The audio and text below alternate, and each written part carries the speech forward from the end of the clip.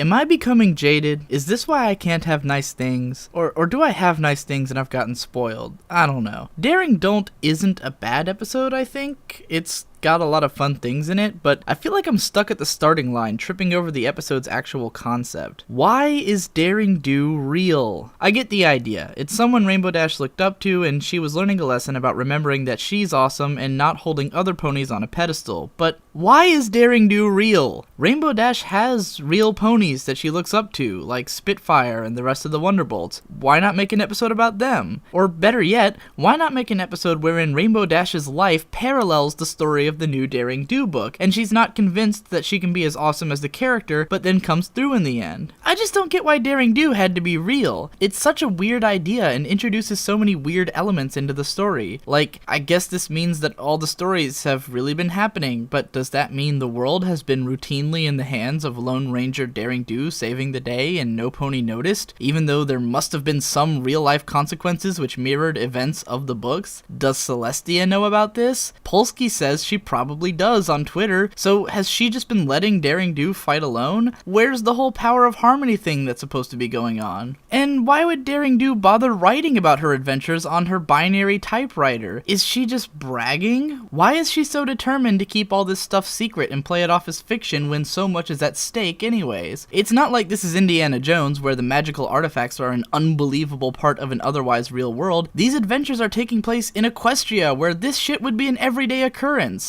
Are the books just her way of paying the bills in between saving the world? Also, the episode implies that she writes these stories as they're happening, yet somehow has established due dates. How does she know that her adventure should wrap up in 4 or even 6 months? The whole idea just seems so weird and out of left field to me that I can't stop thinking about it every time I watch the episode. Not to mention it throws a wrench in the comics canon that Twilight's mom was the one writing the books. But let's say I were to put the brakes on that for a bit and just accept it, like the first 20 comments of this video are going to tell me to. I'm still left with a number of other questions. If Daring Do already has the final ring, why is there still supposed to be 6 months left in her adventure? She did mention not being sure how to get into the fortress, but how did that change in any way that made her add 2 months onto the release date? Back when Daring Do was a story within a story, it could be as contrived as it needed to be because that was kind of the joke. It was a parody of old pulp stories, which were more about the craziness and drama of what was happening than about making sense. But once it's dragged into the reality of the MLP world, which, in spite of being a cartoon horse world, typically operates under some vestige of logic, it kind of starts feeling really fucking weird. But you know what? Maybe I'm really being harsh. Maybe something broke me. I did spend the entire time between seasons watching hardcore film analysis. Am I just harsher now as a person, or harsher because I've been scrutinizing this show down to the bones? I don't think so. That's the kind of stuff I get accused of whenever I'm a little harsh on something, but I'd like to think that the episodes I really love of this show were legitimately solid and appealing to me, and that they hold up, and it's not me that's changed, but the show. The episode's concept isn't all that bothered me. When Caballeron was going in and out of Yearling's house, did he really not notice the 6 ponies standing outside? How far away did Caballeron's gang get by the time Fluttershy reminded everyone that this was the thing that was happening and they should help? It didn't seem like very long, so out of the 6 of them, someone could have probably gone after Caballeron while the others tended to Daring Do. Maybe let Applejack do it so she doesn't just stand around for the entire episode after her like 3 lines in the first half. Rarity can come too, she's not doing anything. Speaking of a group of 6 ponies, couldn't Daring Do have been like, well damn, I've got a personal army now, and one of you's an Alicorn princess? Shit, this won't even be hard. But I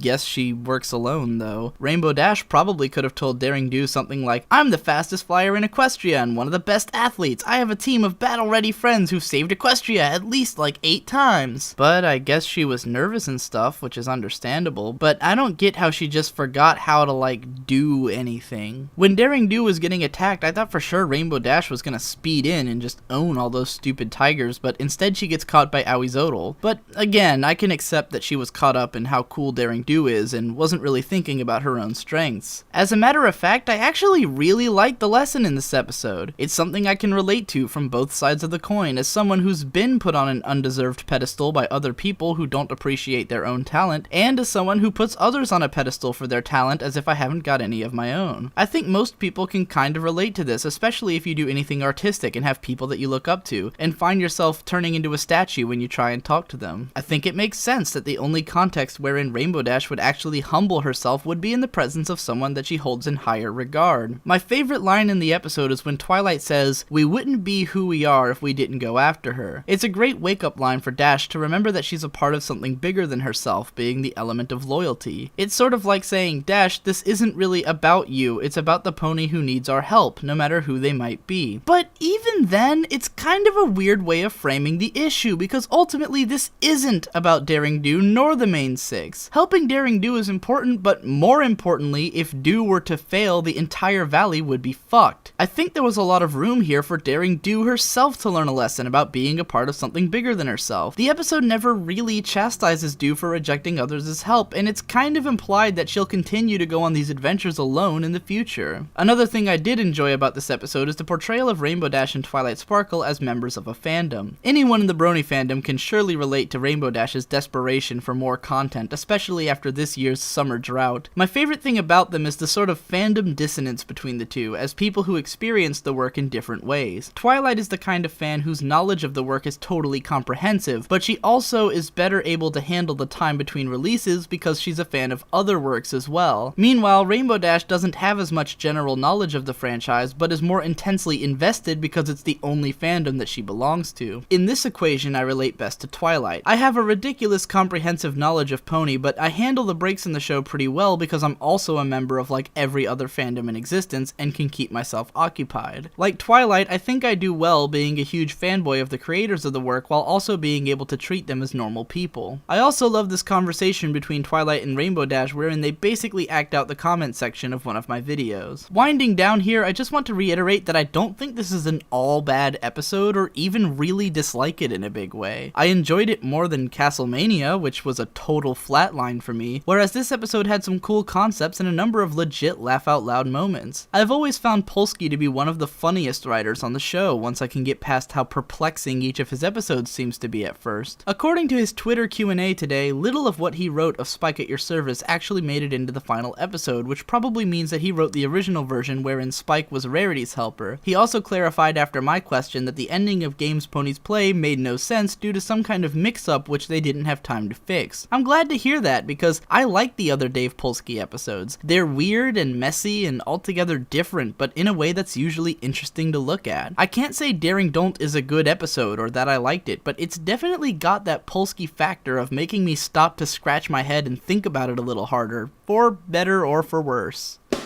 One space fueled my heartbeat, once trance chilled my hot-headed soul. Now I'm playing a role. One song kept me in heat, one sense were my only niveau. Oh, where did it go?